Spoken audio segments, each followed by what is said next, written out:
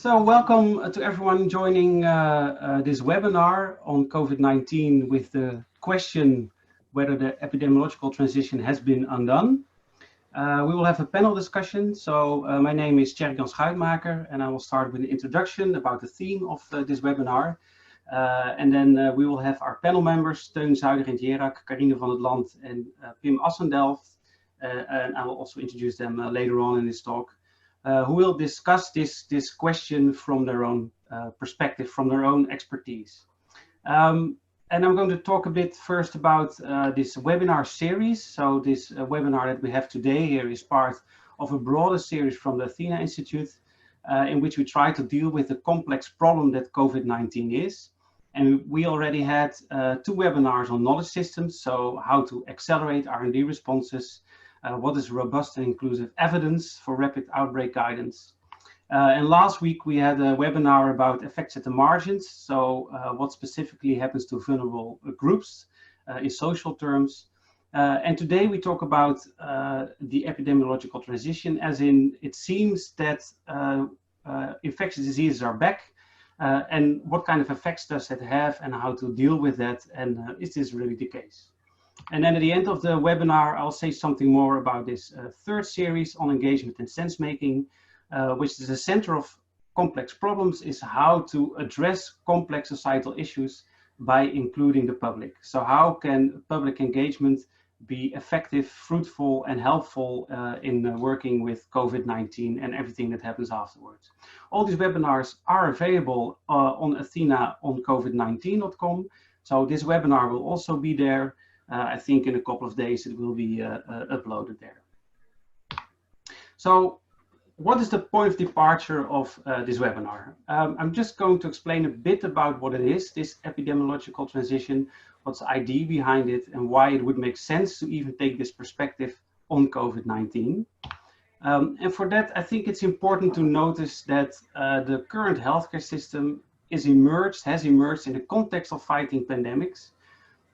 So the current healthcare system that we have now with all the hospitals, the expert knowledge, the medical training, the technology, it all emerged a bit more than 100 years ago in the context of fighting infectious diseases like it seems we are now at today again.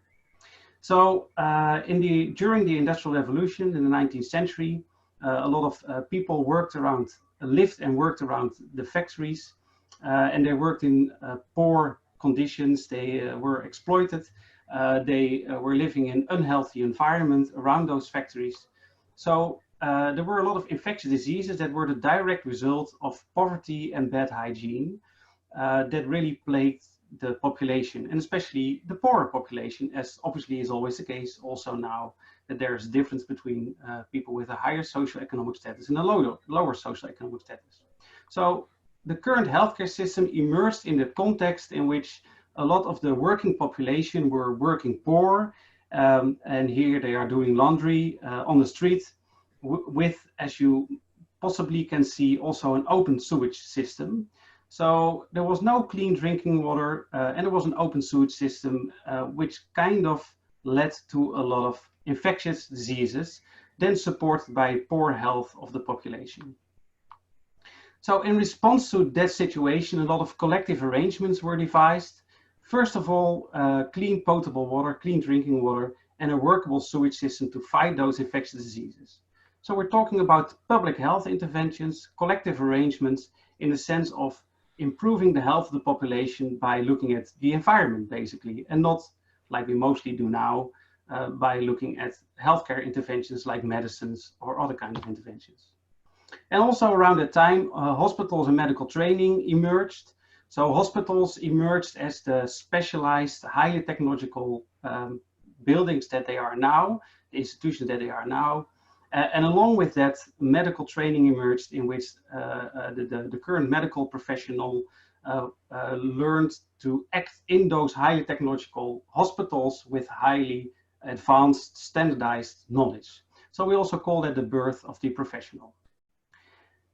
Now, keep in mind that this was extremely successful. This has been an immensely successful development. So the current healthcare system emerged in response to infectious diseases and was so successful that, for instance, this is just a random graph, you can show more. This is how polio was eradicated. And for a lot of infectious diseases that kind of plagued the population before the 20th century, the interventions helped to diminish the effects of those. And you could even say, and this is William H. Stewart, and you could even say that we have won. We have won against infectious diseases. And William Stewart said, it is time to close the book on infectious diseases and declare the war against pestilence won. And this was already in the 60s.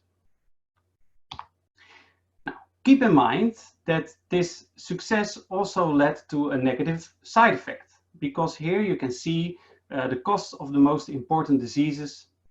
And you see that infectious diseases, it's on the upper right corner.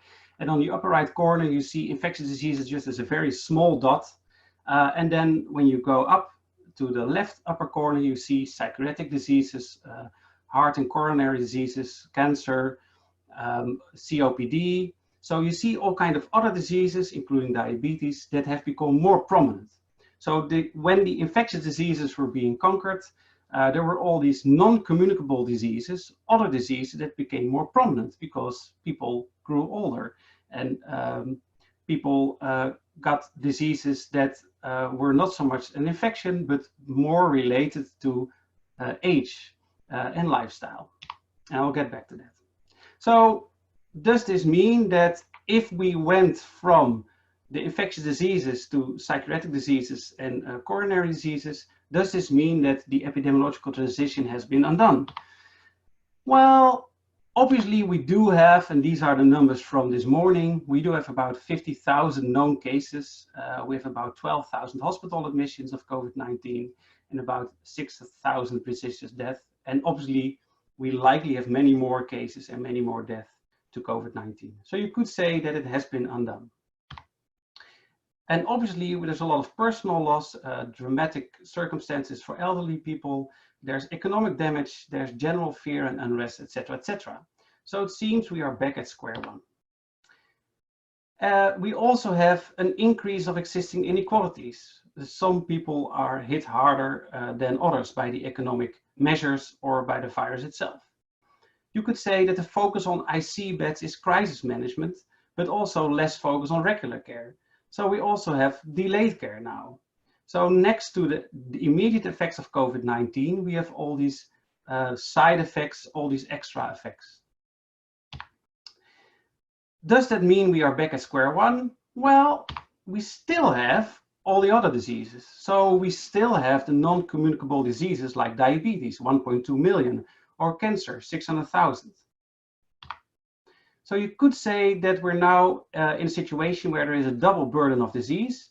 We have both the infectious diseases and all these non-communicable diseases, these other diseases that usually emerge in a successful healthcare system. And this situation is usually associated with third world countries where there is a more developed, richer population who falls under the category of non-communicable diseases, and a poorer population who falls victim to infectious diseases. So, double burden of disease, so we had infectious diseases and we moved to these semi-chronic diseases, which means that we went from cure to care. If you are a diabetes patient, you have a chronic disease, and care is more important to you than cure, because cure itself is not possible. And this means, and this is where the twist happens, this means that there's a role of lifestyle in health. And we all know this, obviously, eating healthy, sleeping well, that's all very important for a healthy life. Also, when you are a diabetes patient, or diabetes could be a negative side effect of an unhealthy lifestyle. So even though we are fighting again in infectious diseases, we still have a need for lifestyle-based public health interventions. And then it becomes interesting because we have renewed collective interventions, it seems. We now have social distancing as the new clean potable water. So people need to stay away from each other. And that is kind of the same communal arrangement, the collective public health intervention as that we had seen before. We have very successful preventive measures now that are, as a side note, extremely expensive. But that begs the question, if it is now feasible, acceptable to organize these kind of interventions, why was it so difficult to organize preventive programs for diabetes, for instance? If you look over the last 30, 40 years, you see a lot of initiatives have tried to address these lifestyle issues for diabetes. And it was always difficult to get reimbursement, to organize healthcare professionals to work with it, or also to get the clients on board of a preventive program focused on eating and living healthy. So this begs the question, why are lifestyle interventions so difficult to implement? And building on that, can we now learn from COVID-19? Can we harness some of that preventive power that we see to fight non-communicable diseases as well? So preventive power then means that we look into health promotion. So we look at policy, we create supportive environments, we strengthen the social environment, we support the development of individuals to live healthier, and we bring in reorientation into work in which hospitals are not the end of pipe solutions to sick people, but that we organize all kinds of different front-end interventions to prevent disease. So can we do more about lifestyle-related diseases while we are fighting COVID-19? And this is the theme of the webinar today. And building on that, can we learn more to inform current prevention programs for chronic and lifestyle-related diseases? Now, after all, COVID-19 is a complex problem. There's a lot of factors that are relevant for transmission and disease burden, and they're all intertwined. So in this webinar, we're also going to look at the interaction between COVID-19 and lifestyle. What is the interaction? How does it look like? Can we learn from that? And to tell us more about that, we have a panel. First of all, we have Teun Zuiderent-Jerak. He's Associate Professor of Interactive Governance from the Athena Institute, so a direct colleague. And he will talk about COVID-19 and how different populations are also differently burdened by the disease, both socially, medically, and economically. And then we have Carine van het Land, and I'm very happy that she could join us today. She's a public health physician from Amsterdam UMC, and she's going to talk more about the metabolic interactions between healthy lifestyle, COVID-19, preventive programs, and those kind of things. And also she will address kind of negative side effects if we now only focus on lifestyle as the core underlying factor for health. And I'm also very happy to welcome Professor Dr. Pim Assendelft. He's a professor in prevention in healthcare, and he will turn the focus towards the work floor, towards the professional, the actual healthcare professional working with people on lifestyle interventions and what kind of barriers they encounter and what the relationship is with COVID-19. So to all the people here in the call, thank you for joining. Very nice to have you here. If you have any questions during this webinar, please put them in the chat and we will hopefully address those later on. This is an open webinar. We hope that you can participate, that you can post your remarks and your questions during the interesting talks that we will have. And with that, I would like to invite Teun to share his screen and introduce what he would like to say.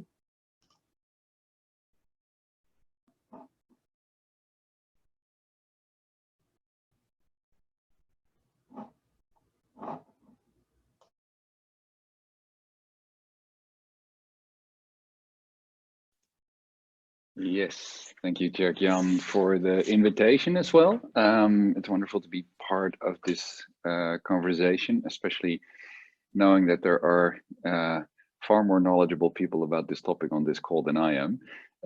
So that I thought maybe my role could then be to ask some questions, but also to challenge a little bit this notion that these transitions are actually transitions. If you look at some of the constants that they seem to also carry, and this is fairly speculative, this is not based on decades of research I've done on this, but thinking through some of the questions you raised prior to this, Tjerk-Jan. So the question I want to ask if maybe the constants that you see in this in these different epidemiological transitions, or in this epidemiological transition you described, actually may be more important to focus on than the changes, and what would that mean for how we approach epidemiology. I think if you see during the transition towards cure, there has been a strong focus on expanding treatment options, but you also see that it has come with quite a strong inequality. Especially, I mean, this is of course just one example, a common one. I've done quite a lot of my research in redesigning tertiary oncology, so oncology in university hospitals, and I knew this from studies on clinical trials, but you see that that kind of care is very socioeconomic position related. You could say it's a very high socioeconomic position type of care, and this actually applies to a number of types of curative forms of healthcare.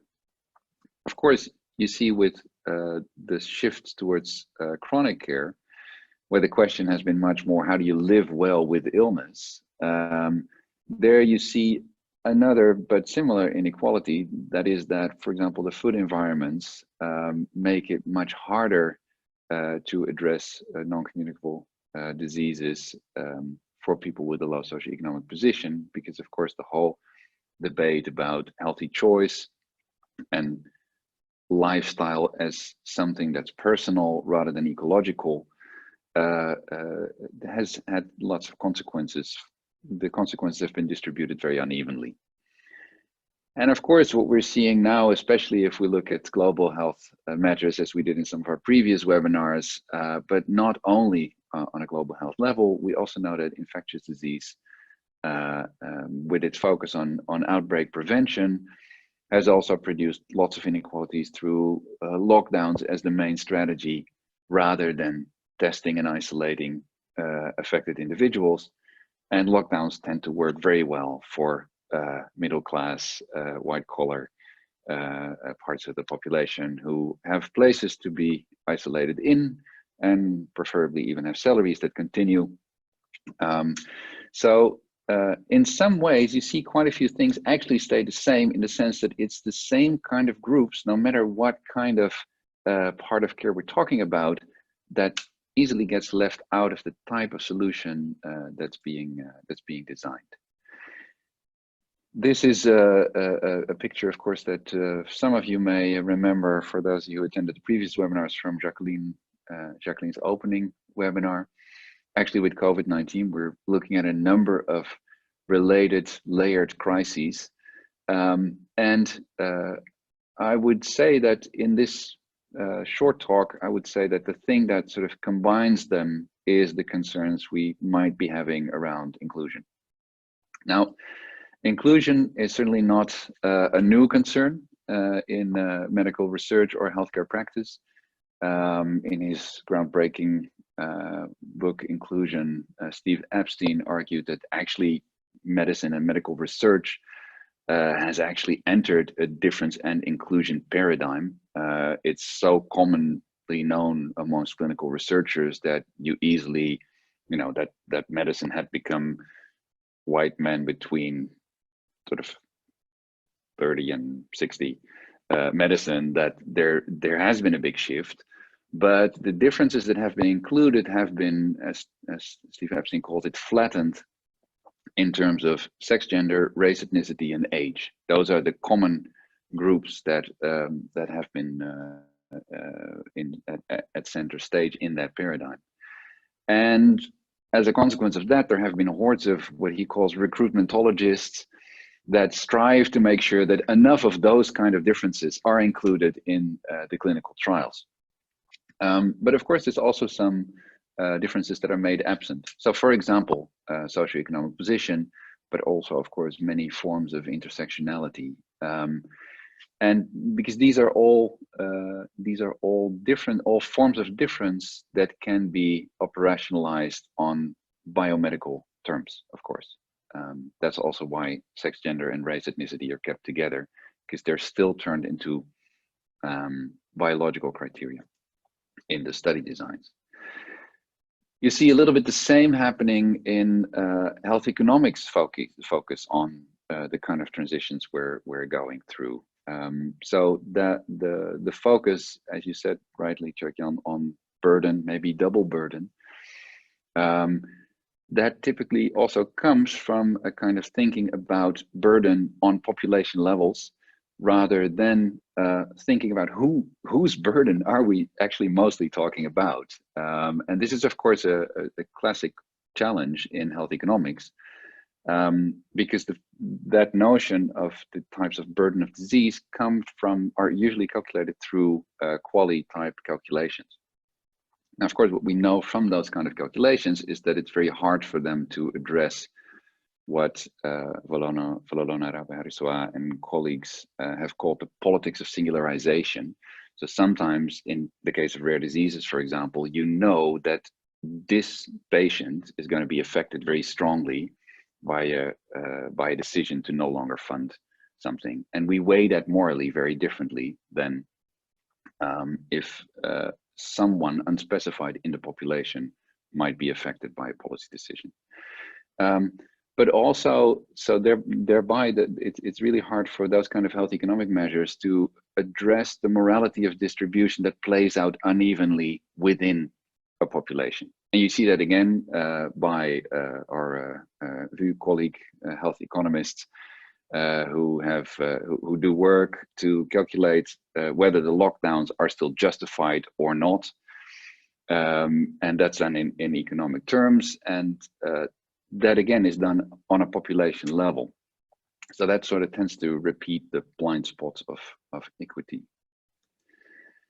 At the same time, of course, difference in distribution are back on the table in quite unexpected ways in just a few weeks' time. I think we've all been thinking about how is this going to affect the world we live in, what kind of things will continue through these lockdown measures, etc. I don't think anybody foresaw, or well, maybe somebody did, but I haven't heard anybody speak about the possibilities of the current situation in some complex way being quite related to this trigger of racism and discrimination. And I think one of the epidemiological facts that we've learned to live with remarkably well are the differences in life expectancy for different social groups, especially related to socioeconomic position. But that is then very often operationalized in terms of education levels. And of course, we know those are also quite directly intertwined with ethnic background, migration backgrounds, etc. So, and I don't think I'm pushing it too far. I don't think this is overstating the connections. The BBC just this weekend, I was texted by a colleague of mine who spoke at the previous webinar, Sitze Wieringa, where the BBC had seen a report that was kept under the hood, where racism and social inequality are likely to have contributed to the very uneven distribution of the effects of COVID-19 for Black, Asian, and what is it, BAME, Black, Asian, and migrant ethnic groups. I think that's it's not a very common acronym here, but so that brings me to a suggestion.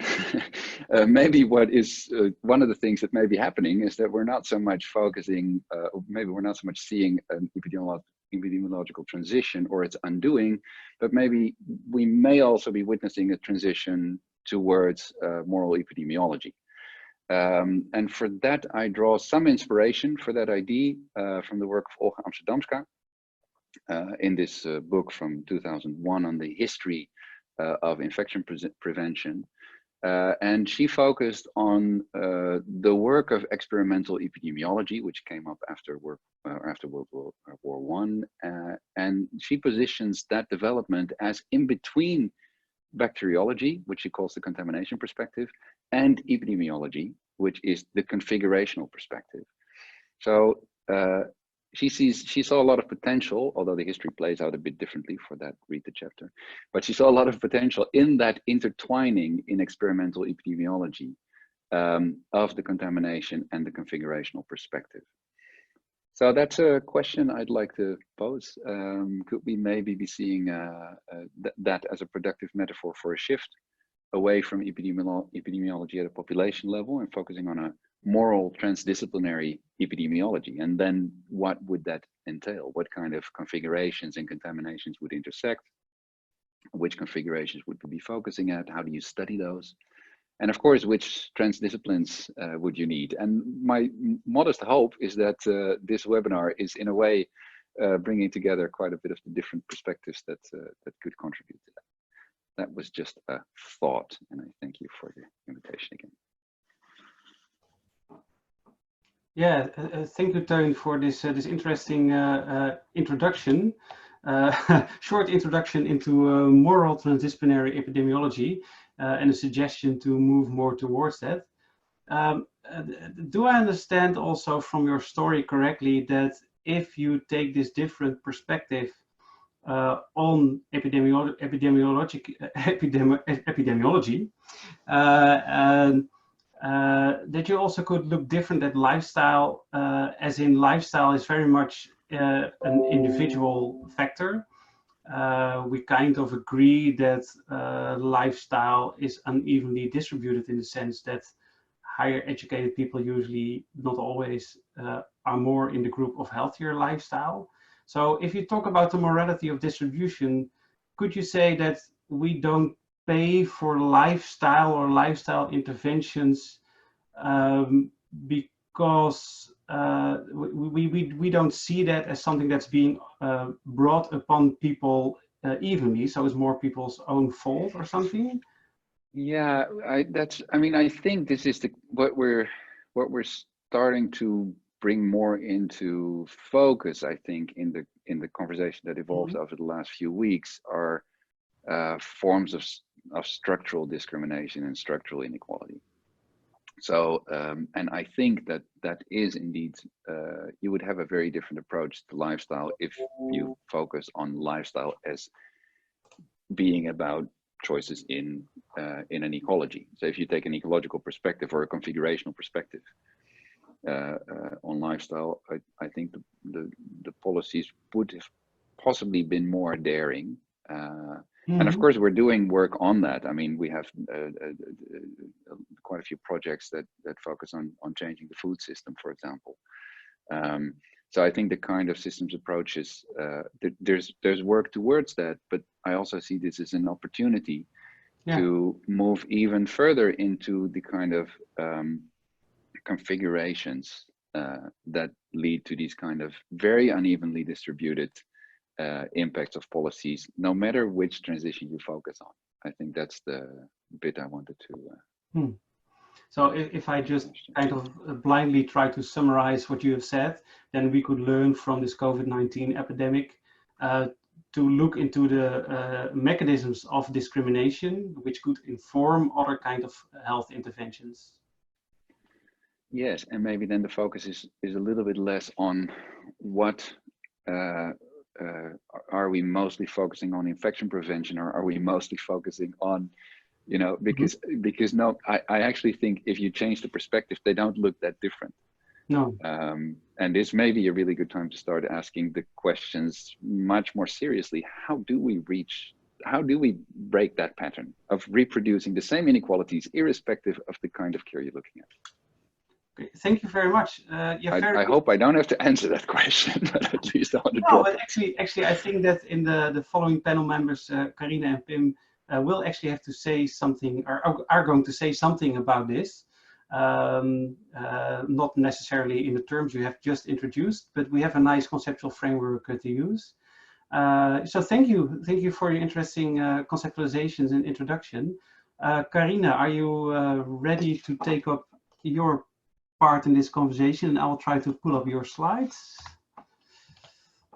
in the meantime.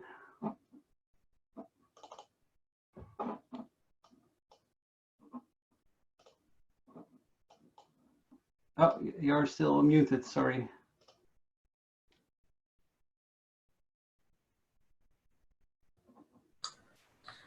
So there I am. Well, thank you very much for inviting me, Jan. And I'm really happy to be here and part of this interesting conversation on a very meaningful topic. I also took as a title the double burden of disease. I'm a public health physician, and we know this term well as something that, as you mentioned, Jan, that usually hits developing countries as well. We used to say that they were the ones who were still suffering from infectiological disease and at the same time developing non-communicable disease. And now we're in the midst of this situation ourselves, and we are struggling to deal with that. So this is a really interesting situation, I think, and something that we have to shift boundaries and to reconsider many things that we thought were obvious. Next slide, please.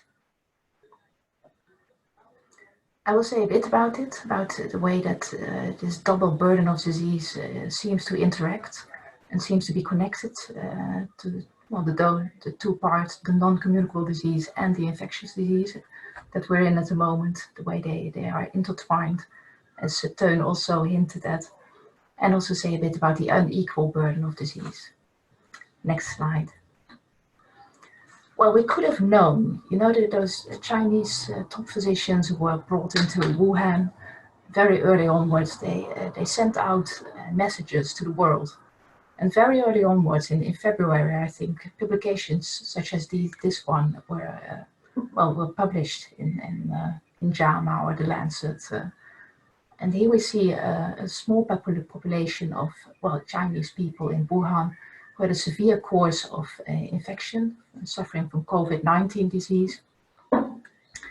And we see the pattern of comorbidity for two different groups within this severe group by itself, only 138 patients. But when you see that, the average age was rather young, so we were shocked when we found out that at our ICU units there were young people as well, relatively young people, which we might have known. And the most striking thing is, of course, that the patients who had to be admitted at the ICU, that 72% of them suffered from comorbidity, and those who did not need ICU admission, only 37% of them suffered from comorbidity. And if you have a look at what kind of comorbidity, then it's hypertension is very highly, diabetes is also a striking factor, cardiovascular disease and stroke. Those are the most important factors here. Next slide, please. Well, these are our own RIVM figures, which are published daily. Comorbidity is only addressed for patients who die at the age younger than 70. And by now, these are 683 patients I checked yesterday. And then we see also a lot of comorbidity, about 70% in this group. And again, those same non-communicable lifestyle-related diseases are very prevalent. So we see cardiovascular disease, hypertension, diabetes, chronic lung diseases, high factor here as well, and malignancy. Next slide, please. Well, it's striking, I think, that it's figures about obesity and COVID-19, the course of COVID-19, are quite rare. You see a lot of the figures that I showed just now about diabetes, hypertension, but obesity from a more fundamental point of view seems to be a very important underlying chronic disease, and it's difficult to find figures about that. But I tried, of course, and I have some fundamental research to share with you. Next slide. So here we see a complicated image about how obesity might be linked to a severe course of COVID-19. we see many factors that are, well, could function as an intermediate, like respiratory dysfunction, comorbidities, and metabolic risk. So these, there we see diabetes again, pre-diabetes, hypertension, and also just lung function, which is obesity interfering with. And all of these factors in and by themselves, or well together, might contribute to a severe course of COVID-19. Next slide, please. This is a small sample of COVID-19 patients where obesity was registered, or at least the BMI was registered in 6 university hospitals in the US. And there we see that well, the younger the patient, the more likely it is that he or she suffered from obesity.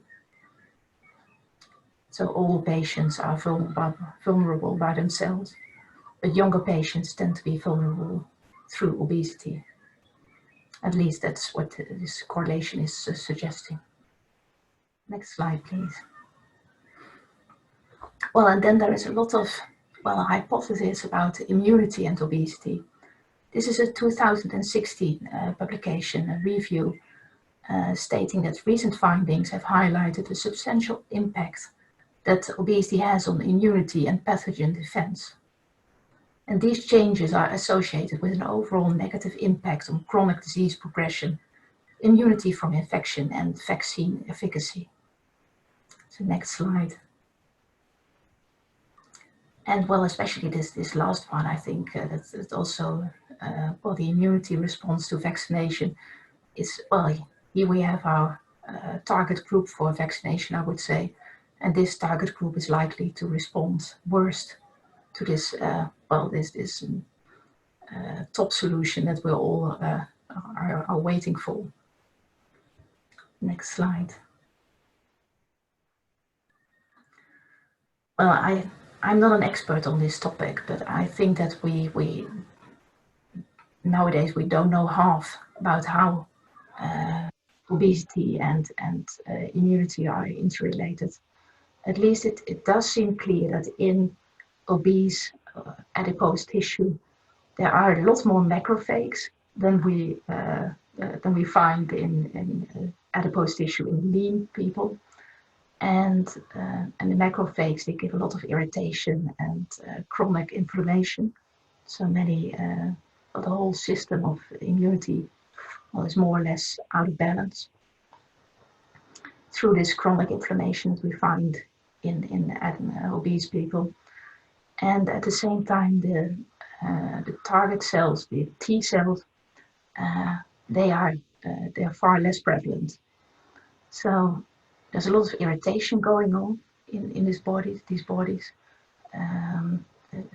immunity system is, well, constantly active, and the body is damaged through that. And at the same time, the immune system is less able to defend against infections. So that's a very bad combination. And, well, as I said, I think we will, through ongoing research, we will find a lot more on this. Next slide, please.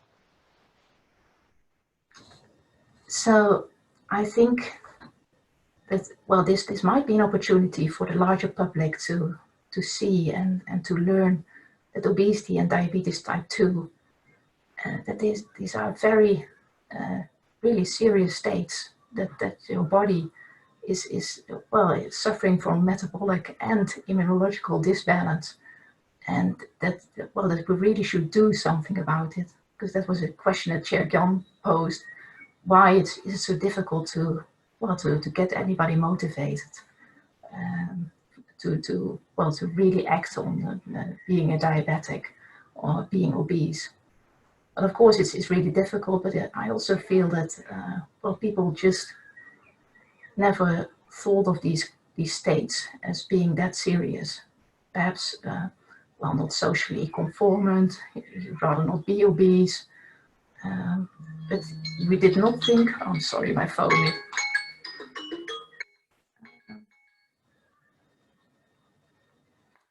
I should have switched it off.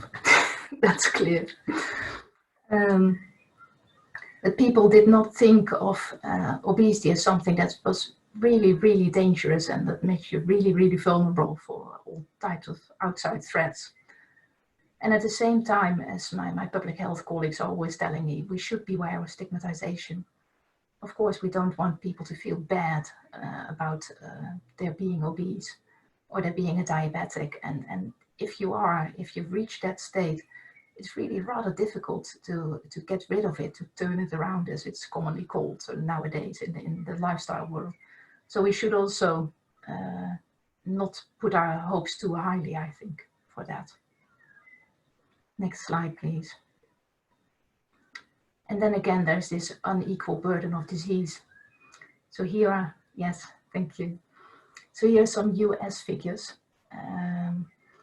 Well, in the US, Teun mentioned it, the racial problems. In the US, they're quite clear cut about that. This is a COVID website, Death by Race, that's what it's called. I didn't even dare to put that in the title of my slide. You know, it's just so crude.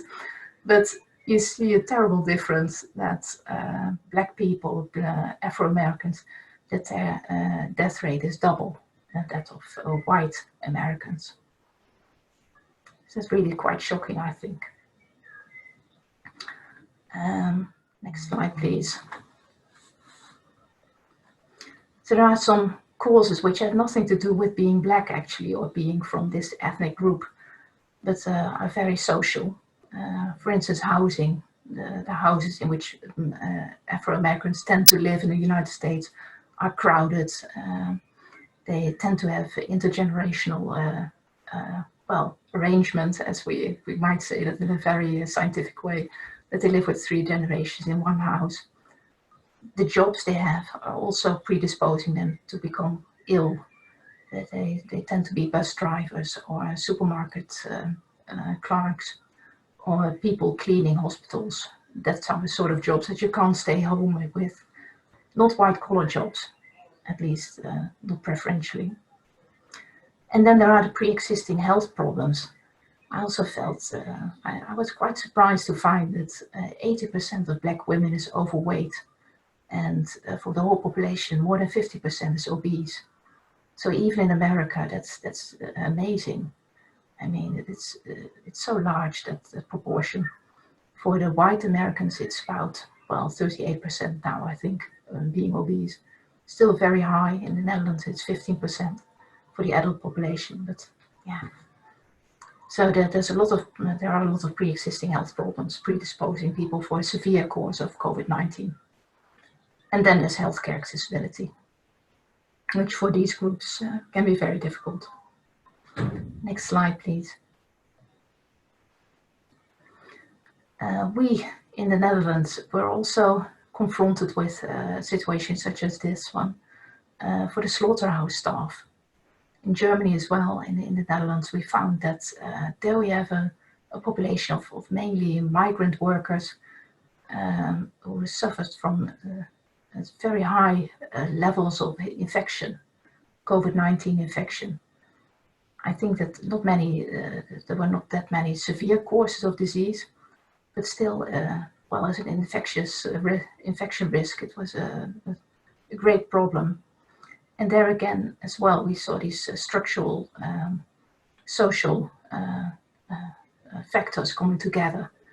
That those were migrant workers. They lived in crowded houses together. The type of work was also predisposing them to become easily infected. They had to come. It was a cold place where the virus might survive more easily, and also where, well, this is rather calm work that this person is doing, but especially if you work with the live animals, there's a lot of noise and you have to shout at one another. So that also promotes infection. And then again, because of the migrant workers and the very shady, well, the shady ways in which they enter our workforce, it was very difficult to pinpoint those people and to perform a decent contact inquiry. Often addresses were not known, names were not known, the slaughterhouses did not know who was working there exactly, and where those people lived and where they would stay. So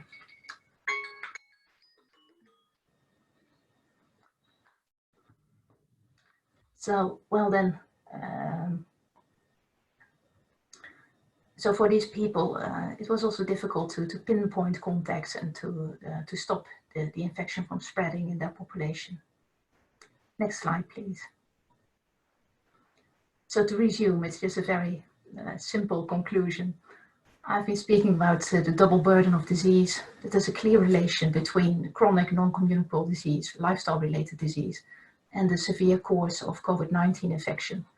And that obesity seems to be, well, at least one key factor there, because it promotes metabolic and immunological imbalance in people. And then we also have the unequal burden of disease, so that due to socioeconomic and health factors, some groups in society tend to be more affected by the pandemic than other groups. There's a lot of things that we can do as public health, but I also think that Pim has a lot to say about that. So I leave that to you and to the later conversation, Pim.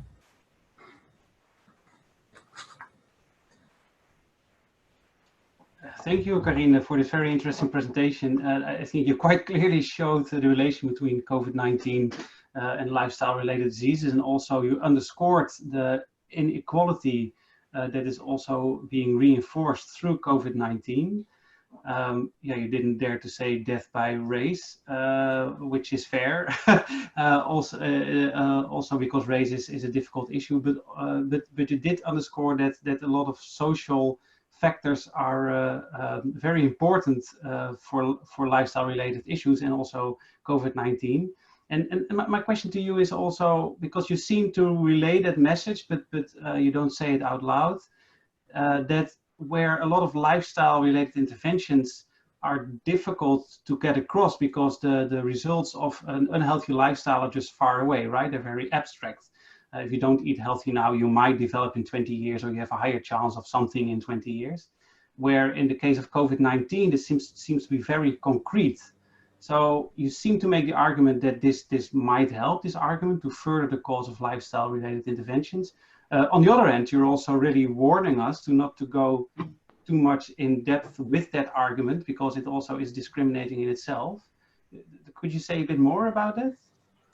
It's a very difficult struggle, I think, for public health persons as myself, because this is a time that we could, well, plead with urgency to really get something done about these lifestyle-related diseases. And on the other hand, well, we do not want to stigmatize groups. And we also, well, that's the last that we would like to do is to, well, pose impossible challenges to them, like, well, now you should lose weight and stop being obese, because, well, that's just we just know that that's inconceivable that people will manage that. So what to do then? So we want urgency, but we also want long-term solutions that will last, and that will, well, would like to focus, I think, on, at least I've been thinking ahead, what would I want to do here? And I think that exercise would be a great quick fix. There are clues that the immunity system will benefit from exercise rather quickly, and people will at least feel better, and they will become, well, more fit, and so that's something that you can achieve, and well, that's will not have too many side effects, but only beneficial effects, I would hope. And well, then again, to just try to let people make moderate changes, and especially have a systems approach. That would be so great. But then again, if you go for a systems approach, that it's long term, and you lose urgency. So, well, even in my answer here, I'm going in circles. So that's it. It is a difficult problem. Yeah, thank you. I think this is a very interesting topic to also discuss a bit further after the next presentation of Pim Assendelft.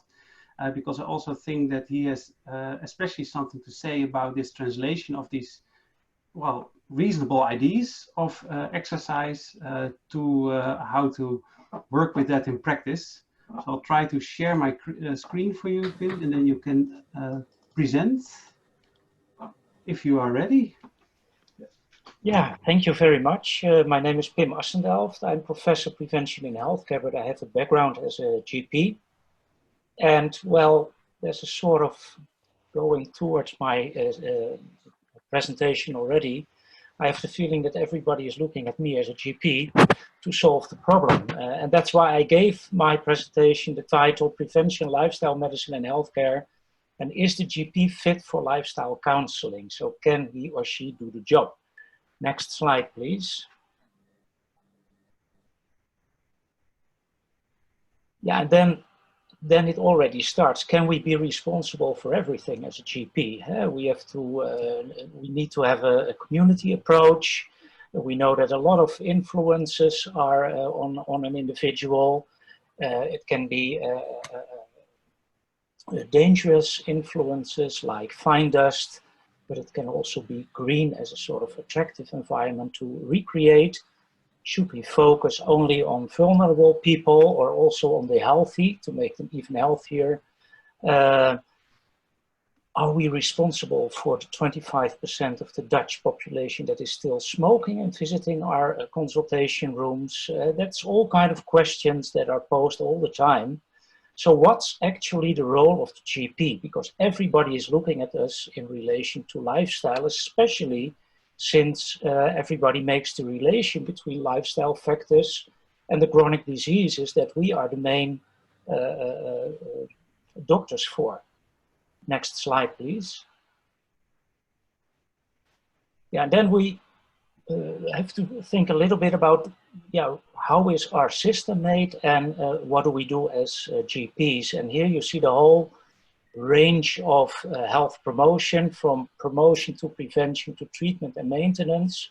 And you see a very small red line. I made it myself.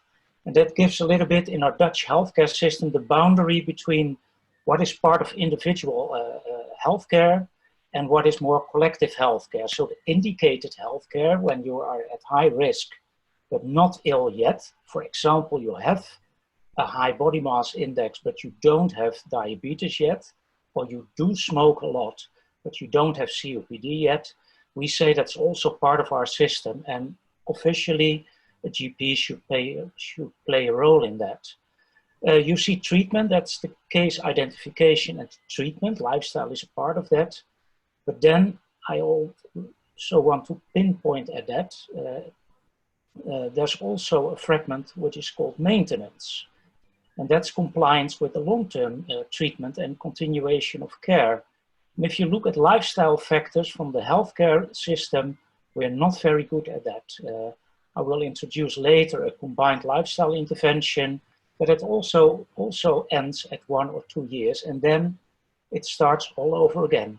Then people are alone out into the open without any help from the healthcare system. Next slide, please. Yeah, first, and everybody says GPs have to take care of these people. If a fat person enters your consultation room, you should start the conversation about it. But then it really, yeah, then the problem starts already because half of the people is overweight and 15% is having obesity. So if I have to start this discussion all over and all over again on an ad hoc basis, we call it case finding, I run out of time. I only have 10 minutes for each consultation. It can also be that the patient poses a problem, like I'm so tired, do you think I'm fit enough, doctor? And sometimes a lifestyle factor is part of a guideline, but sometimes it's simply not. And should I address such a question then, for example? It can also be that lifestyle enters when I take care of another thing. For example, if I treat somebody for his high cardiovascular risk, I'm obliged to also test the kidney function, and perhaps that's lowered, and then I have to give extra lifestyle advices for that. So that's also a way that people can get into my scope. Better, but hardly exercised in the Netherlands. It's programmatic prevention, and that means that I make a program as a GP and I invite people to come to talk about their health. For example, fracture prevention. I look in my files who had a fracture for the last 10 years and see if they are already offered preventive medicine for that, but also a prevention consultation, for example.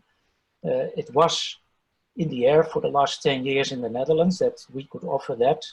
But because of this split between collective and individual healthcare, it was not reimbursed, and so the doctors didn't do it. And then we have screening. Nowadays, it's mainly on cancer, but you can also imagine that we screen on obesity or on low-grade inflammation or on diabetes, but we don't do it yet. And there are other mainly commercial providers like Prescan who also provide screening. And if there's one thing in the Dutch healthcare system that makes the inequalities bigger, it's that. It costs 1,000 euros, but a spin-off, if the problem is found, we have to pay it all together. So the rich people can have Prescan and we all have to pay for the follow-up. Next slide, please. So what and who to target? I hope you already feel a little bit sorry for me being a stressed GP with only 10 minutes a patient. So we have to think about how to deal with this lifestyle epidemic. Next slide, please. Well, this is my favorite slide. I already had it at my inauguration. It's bird. It's very difficult actually to find pictures of fat people. If you Google on it, you find them. So I had to buy this slide. But bird, if I ask GPs in training what kind of ailments bird can have, we have about 20 guidelines that may be applicable to bird. And up to now, Bert is only hanging in his couch, but we already think he has sleep apnea. We already think he has slight arthrosis. We also think he drinks and smokes a little bit too much. So what you see, and it was already introduced by the previous two speakers, that bad healthcare behavior clusters and also the consequences of that. And if there's one profession in the Netherlands that knows about it, it's the GPs. They come at our consultations and they come at a much higher rate than higher educated people. Next slide, please.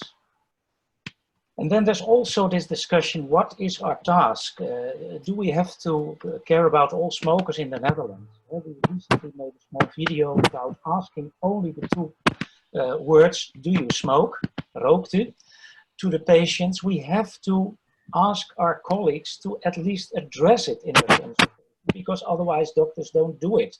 They don't see it as their task. Then if we think about prevention, we're lifestyle specialists, GPs, where to start? If you start very young, there's no direct relation with disease. If you start quite late, if people are healthy already, actually the damage is there already. So we continuously are looking in this spectrum of life cycle as well, where to intervene. And if you look at my other favorite patient on the right bottom part, I think prevention for her means that she can still participate. So we also should look at the aims of our prevention. Is it participation? Is it positive health?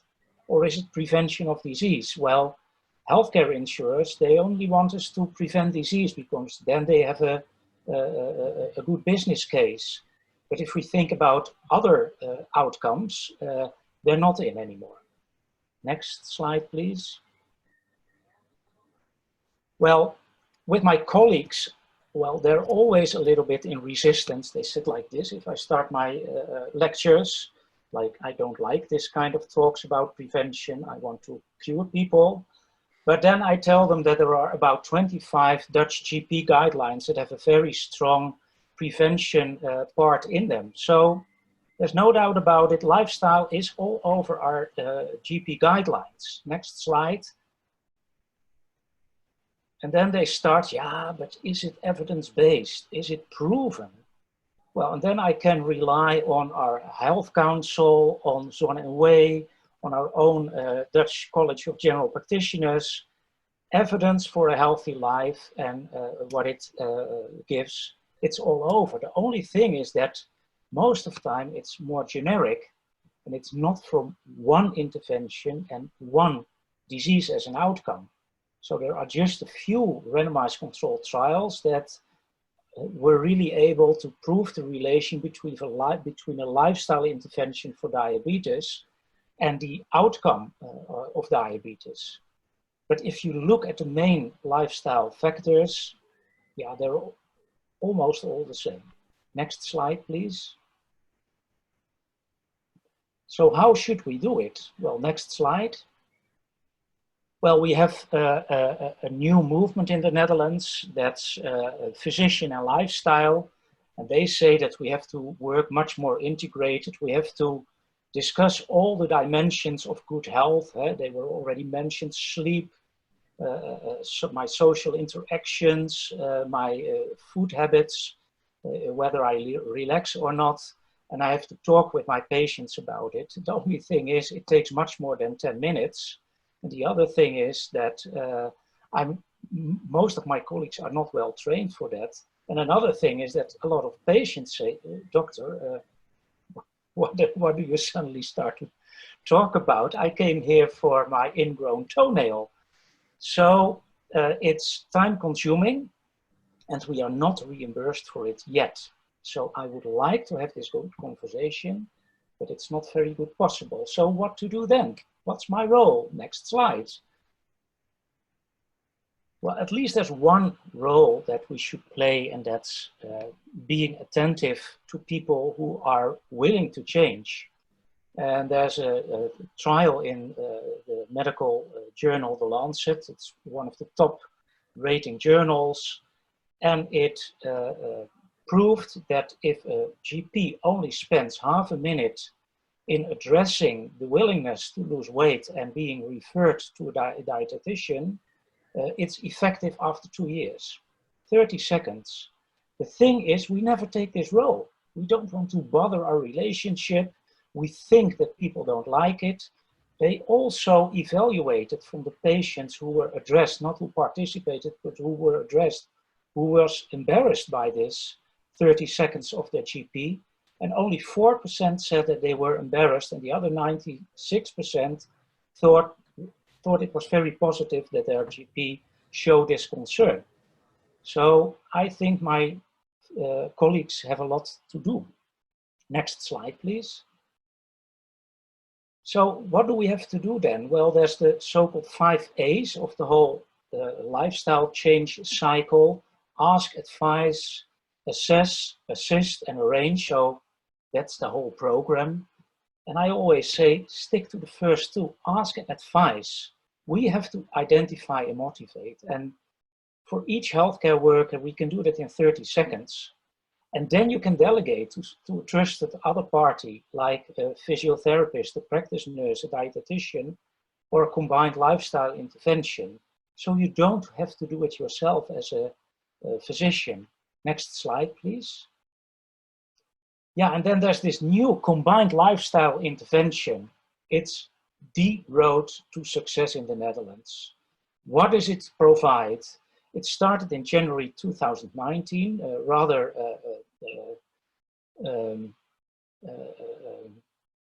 recent. It's covered by the basic health insurance. There's a combination of treatments, and only effective treatments are covered. And there's a referral by the GP. And yeah, here's this question mark: is it a success? Is it the road to success? I thought finally it's something that the GP doesn't have to do himself, and trained people can take over this task. Next slide, please. Well, up to now, it's a complete disappointment. The participation rate is, that was the end of the first year, about 3,000 participants. That's a third of a patient per GP. Well, if you already hear how many diabetes patients there are, how many people with cardiovascular risk there should be hundreds of thousands in this program. So it's disappointingly low, and it's also unevenly distributed in the Netherlands. So somehow we think in our healthcare system that the GP practice with all their chronic disease patients are a good starting point. And on the other hand, it doesn't work. The GPs, they don't address their patients, and they don't refer the patients to existing programs. Next slide, please. So is the Dutch GP fit for lifestyle counseling? Well, I took this picture from the web. I think we are still on the left side. We're not very fit yet. We still have to do some training as GPs ourselves, but also as a system. There are lots of opportunities. I mean, we have access to vulnerable populations, much better, for example, than municipal health services. They trust their doctor and they come more often to us, and we know everything about their background. It's a matter of role perception and definition, and nowadays, we already spoke about this epidemiological transition. We're still thinking of a cure modus about this 10-minute consultation. So that has to change. The reimbursement is not already focused on it. And we also need a prevention chain. We need connection to welfare work and a municipality, because a lot of underlying causes of, for example, obesity are in stress due to housing and unemployment, for example. And we need much more lifestyle coaches because there are still too few to refer to. And then this relation to COVID, next slide. Well, we thought, well, let's make the people fit. I mean, we have the chronic patients, they have a wake-up call, so we can perhaps start this discussion about their obesity or their diabetes. But what we first faced was a complete loss of demand from patients with chronic diseases. They didn't come to the practice anymore. And not just a little bit, they didn't come. So it's just since a few weeks that we start seeing them at the practice. What we see, that's a transition, is that because we had to do the things on a distance, that disease management and lifestyle counseling is taken over by mHealth and eHealth, which perhaps provides a larger volume to coach people. So that's an opportunity, perhaps due to COVID. But then, and that was already addressed, is it useful to use COVID to induce lifestyle change? I mean, can I make people afraid and say, now you really have to lose weight because the second wave comes after the summer? And maybe it will induce so much stress that people only start to eat more. And is it ethical to use this to induce lifestyle change? So yeah, there's a lot of things going on, and I think that we have to start somewhere, and we discussed already this epidemiological inequality. Yeah, we can wait until this inequality in a system way changes, but I think it will take years before supermarkets, governments, and everybody changes the environment for people to the extent that they are able to change their lifestyle. In the meantime, we as doctors are responsible for their health and also for their chronic diseases, and lifestyle is one of the topics in that. So that's why I chose to give this presentation an individualistic approach from the practice, to put it a little bit in contrast with the more system approach that the two other presenters had. And I hope that it will provide some input for a lively discussion afterwards. Thank you. Yeah, thank you very much, Pim, for this very interesting story in which you indeed say, okay, so lifestyle is important. We have reiterated that through several presentations. There is a systemic change needed. However, and there you have two messages. One is the GPs are extremely important in that. You can already act. You can already induce change. You can refer people to combined lifestyle interventions without asking the questions, what's the evidence behind that? So, but on the other end, we should not put everything on the shoulders of the GP. And I think that's also an important warning in how we can proceed, because other things you also mentioned is that there's a lot of times no real reimbursement system to look into these kind of programs. I see there's already some people in the chat who want to ask some questions. So people who are here, please feel free to join in. But first I would like to give the floor to the panel members themselves to see whether they have some questions or reflections regarding the other presentations. So we could start at the beginning again. Teun, is there something you would like to see clarified or respond to? No, I think I mean, I thought was particularly interesting, Karine, was the way you combined configurational concerns with sort of biological in-depth knowledge, and I thought that's exactly the kind of experimental mode that I think is possibly one of the things we need to have more of, because it is really about these the larger configurations in which those things play out. So I just appreciated the talk much. And towards Pim, I was wondering, I actually think I agree with quite a few of your colleagues that this is not your role. because I honestly, I think one of the things about trying to keep yourself sane at the workplace is just accepting when or stating when you are being asked to do something that's impossible. So I would say, I mean, given how, in a way, COVID-19 so clearly shows how structural inequalities keep on being reproduced, that the idea of giving lifestyle advice without that being a part of a whole reconfiguration of so many different things is, cannot be the most motivating part of your work. So I was just, I mean, it must be so hard to keep motivated to do that, just knowing what you're up against. All the structural reasons why people will not stick to the kind of effects you're really trying to help them towards. I mean, the 25% smoking, it's such a clear example. I mean, when I was helping renovate my apartment, then I realized where those 25% smokers came from, because I don't know. In my academic bubble, I don't meet many of them, and of course, the people who do the hard work, quite a few of them are smoking quite heavily. And I needed to ask them to please do it on the balcony. You know, so and that's what you're up against as a GP. So I think it's inspiring how you take that role, but I'm just wondering if at the same time we shouldn't push for a configuration in which you can take that role.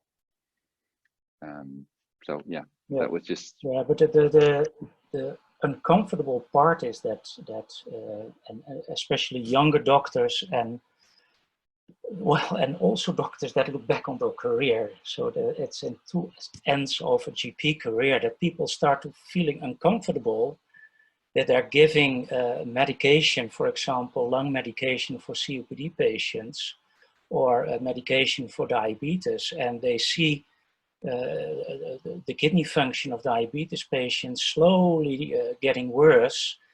It feels uncomfortable, and you feel a little bit tight on all kind of parts. But I know I was chairing a working group of GPs about their core tasks in prevention. And it's exactly what you said, is that the whole system makes it impossible for GPs to really address it, because they see that people that are not super motivated, and most of the time they're in their own bubble of their own group, where everybody has this unhealthy lifestyle. It's very difficult to pick out an individual and motivate and help with changing their lifestyle. So I completely agree. Another thing is that even our own government is sometimes very, not very consequent like quit smoking advice for the last 10 years, there was reimbursement and then it was not, and then it was reimbursed and not.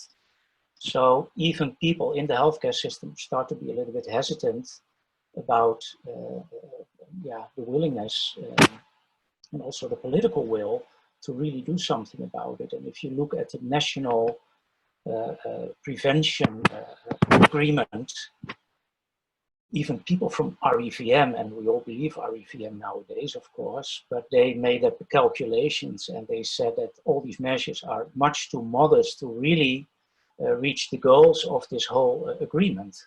So everybody was there and knew that they did too little on a structural level, but we all signed this agreement.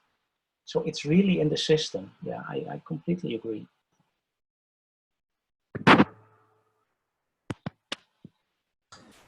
Perhaps if I can add a bit, I used to work as a child healthcare physician, a well child care physician at a consultation bureau. So I saw a lot of babies there, and it was my job to give lifestyle advice. But then it was so, well, the socioeconomic positions, well, it was so sad actually that, you know, with highly educated parents, I was working very closely and with lots of details about how to shape the head of the baby until it was perfectly round, and how, well, to lower the chances that the baby would develop allergies by giving them just little bits of peanut butter in their 4th month, etc. And then I would get other people in the room where the baby was smelled of smoke, and well, the baby got way too much food already in the first 3 months, and the mother couldn't really talk to me, and there were so many problems already that I just wouldn't know where to begin. And the effect of my consultation would be, well, futile. So I think that's what Teun is addressing here, that, well, lifestyle advice can be of use for groups, but for the groups who would need it most, individual lifestyle advice is not that useful, I think, at least from my experience. I also looked in the chat because we are really focusing on lifestyle. It means like if everybody who is in a disadvantaged position should have running shoes and run. I think we should really address, and it's already, I think, rather well known, especially in primary care, that it's actually the underlying causes that you have to tackle. Actually, Teun was referring to that already, but perhaps we haven't discussed this enough, that it's much better to solve somebody's debts, for example, or take care of good housing or good education, than picking out an individual in their end of their life and say that they have to lose weight. So deep in my heart, I think we should do it completely different as a society. In the meantime, there's this pressure that, well, like the number of diabetes patients, for example, it's increasing and increasing. And if you never stick out your hand as a GP to say, well, if you are willing to invest in yourself, I can help you, I can refer you. So it's both, I think. We have to work on community level on this basis. And in the meantime, healthcare should change from curative towards more preventative, having a good eye for all these underlying causes. But in the meantime, yeah, if you lose weight, and that's proven, if you lose 10 kilos as a diabetes patient, it can mean that you don't have to swallow your pills anymore. So I also feel it as an obligation to have this discussion with my patients, although it's very hard for them to do it all on their own in this system.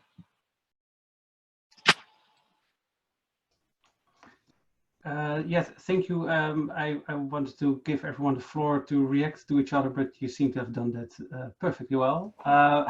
You already addressed something in the chat already, Pim. I think one of the issues that is being discussed by the members in the audience is indeed the reproduction of these inequalities, and what kind of role prevention could play in that, differently than pinpointing individuals and saying you should change.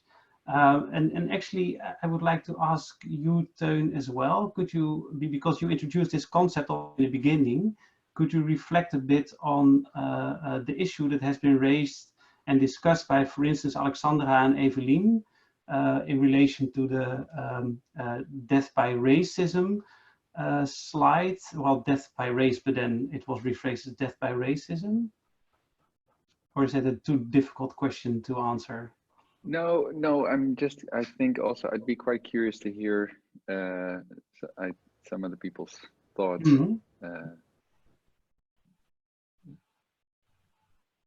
So either specifying how they indicate the question, I mean, yeah, what they exactly mean with the question, or people who have thoughts on it. Dirk, you turned on your camera, maybe you had a question you want to bring in, or? Yes, yes, I had. Apologies, I wasn't there for the whole time. But I am partly, well, in this audience, I may be even a bit more of an infectious disease oriented person, and I especially want to ask Professor Assendelft, Pim, a question in relation to the GP practice and especially their role in the transmission of the infectious disease itself. We are talking now a lot about their difficulty, and I fully agree with you in working on lifestyle prevention. But I do not blame the GPs themselves, but the system perhaps as a whole on being not prepared for pandemics. I mean, they have to have in the HAGRO, I don't know how to translate that in English, maybe you can explain it a little bit, but they have, of course, the responsibility to prepare themselves for situations of crisis. And were they prepared for such situations? And how come that in some GP HAGROs it worked actually pretty well, but in some it really didn't work out, and a COVID post was established very late and without very good preventive measures. So what is their role on that side of the epidemiological transition? Yeah, well, I think that the preparedness, like our complete system, including hospitals, municipal health services, intensive care, we were not prepared at all. We learned a lot. What we did, for example, is to separate acute care for COVID patients from the other care, which made it possible to open up again. We did it. Hospitals didn't do it, making that the drop of demand was going on longer for the hospitals than in the GP practice. We in Nijmegen, we established a COVID coordinator quite rapidly, and we picked it up together.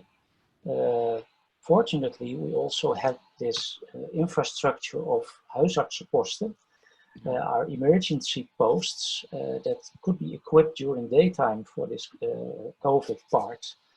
But yes, we were not prepared enough. What you didn't hear or see is that we had 2 webinars a week to catch up. Actually, I did attend them. Yeah, so, well, the good thing was and that's the good thing about the GPs, is that they react quite rapidly and they take responsibility.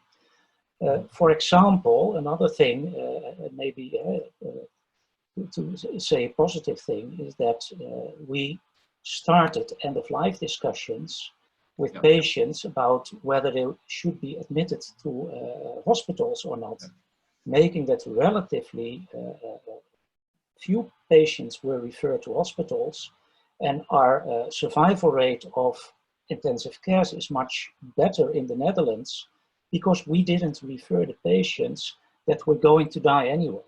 They died at home.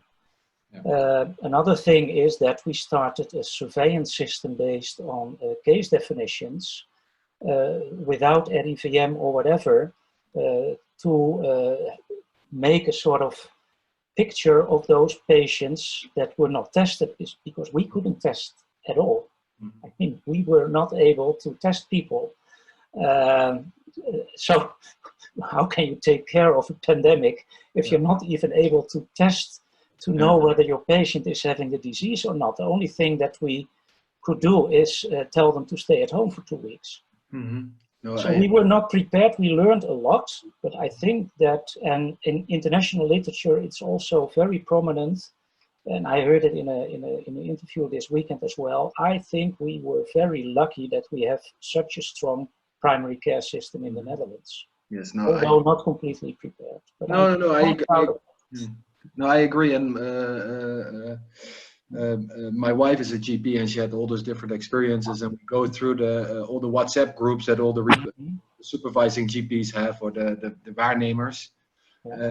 And there are a lot of different GPs there, and they have all different stories on how they react. And I think that's interesting. But also in relation to how as a system we think about prevention and the GPs, the fact that it is part of GPs have to, within the HAGO, they have to establish guidelines. But well, it's not evidence-based, but hardly anybody had clear guidelines, nor did they did any simulation or thinking about how to put it in practice when something happens. No, but it has to do with the organizational level of GPs. I mean, we are paid by consultations. Yeah. We don't have a big staff like a hospital has, and we used to have the sick fund payment, 60% you just got. But if I are working on a protocol, or if I have to attend meetings, I have to pay it from my own pocket. Yeah, I know. So we don't have a basic reimbursement for GPs to be prepared, because we are still in this system that Tjerk already said. We are paid by the 10 minutes. We are not paid to be an institution to play a role in this. If the whole idea about the role of primary care changes, and we can pay a pandemic coordinator or an emergency coordinator, then you can expect it from GPs, but you cannot expect roles from the GPs if you don't reimburse them and reward them, or better say, reward them in that way. For it. We are not rewarded in that role, not at all. I tend to agree. I mean, a slight other comment. What do you think about the, because we are talking about the relation of GPs and also in lifestyle, there's a lot of shift in staff. Patients see many different GPs, even if they are enrolled into one practice. We see a shifting landscape there. How does that affect any future or current lifestyle interventions that are organized from GP practices? Yeah, well, we have in our basic values now that a GP should have at most 2 GPs. I mean, a lot of GPs are working part-time, but then we want to work them in couples, so you always know that one or the other will be there. Yeah, I think the trust relation and the longitudinal relation, that's the core value of a GP. The thing is that the younger GPs, they are not so willing to buy in practice themselves, because the burden of managing a practice is too high. So I think we should take care of good health centers run by somebody else to establish this. I think the whole change is partially because young doctors feel hesitant to take the responsibility for a practice. And if we make that easier for them, most likely they will stick to one practice. Thank you. Thank you very much. Yeah, and now it's 2 o'clock.